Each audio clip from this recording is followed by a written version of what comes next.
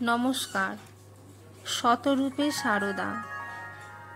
দক্ষিণেশ্বরে শ্রী রামকৃষ্ণের সেবক লাটু, পরবর্তীকালে স্বামী অদ্ভুতানন্দ একদিন পঞ্চবটিতে ধ্যানে বসেছেন। ধ্যান খুব জমে উঠেছে। শ্রীরামকৃষ্ণ পঞ্চবটির দিকে যেতে গিয়ে তাকে ওই অবস্থায় দেখে ডেকে বললেন, আরে তুই যার ধ্যান করছিস তিনি তো নহবতে ময়দা ঠেসছেন।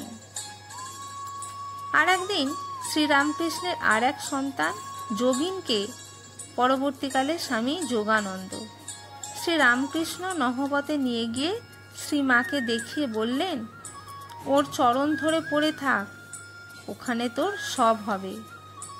লাটু মহারাজ বলেছেন যে শ্রীরামকৃষ্ণ একদিন তাকে বলেছিলেন, দেখ এখন থেকে যে কোনো জিনিস আসবে সব নহবতে এনে দেখাবি, তারপর সবাইকে দিবি। এর কারণ ব্যাখ্যা করে লাটু মহারাজ বলেছেন, জিনিসগুলোর দোষ কাটাবার জন্যে তিনি মায়ের কাছে নহবতে পাঠাতে বলতেন। অবশ্য যোগিন মার স্মৃতি অনুসারে রামকৃষ্ণ লাটু মহারাজকে যা বলেছিলেন তা হলো এই, দেখ যে যা জিনিসপাতি আনে সব ওকে দেখাবি, জানাবি, নইলে তাদের উদ্ধার কেমন করে হবে। কৌতুকপ্রিয় শ্রীরামকৃষ্ণ অনেক সময় লঘু পরিহাসের মাধ্যমে ভক্তদের কাছে শ্রীমায়ের দৈবী স্বরূপের পরিচয় দিয়েছেন। শ্রীরামকৃষ্ণের অন্যতম প্রধান স্ত্রীভক্ত গৌরীমা সে সময় দক্ষিণেশ্বরে শ্রীরামকৃষ্ণের কাছে সবে যাতায়াত আরম্ভ করেছেন। মাঝে মাঝে তিনি সারদা দেবীর সঙ্গেও নহবতে থাকেন। একদিন গৌরীমা দক্ষিণেশ্বরে এসেছেন, নহবতে সারদা দেবীর সঙ্গে রয়েছেন।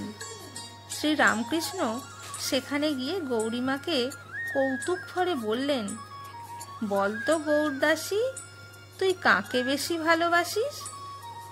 কৌতুকপ্রিয়তায় গৌরীমাও কিছু কম ছিলেন না। সোজা কথায় কোনো উত্তর না দিয়ে তিনি একটি গান ধরলেন। রাই হতে তুমি বড় নও হে বাঁকা বংশীধারী, লোকের বিপদ হলে ডাকো মধুসূদন বলে, তোমার বিপদ হলে পরে বাঁশিতে বলো রাই কিশোরী। গানের মাধ্যমে গৌরীমার উত্তরের তাৎপর্য সহজেই অনুমেয়। শ্রীমা লজ্জায় গৌরীমার হাত চেপে ধরলেন। শ্রীরামকৃষ্ণও হার মেনে তাৎপর্যটিকে স্বীকার করে হাসতে হাসতে সেখান থেকে বিদায় নিলেন। নমস্কার।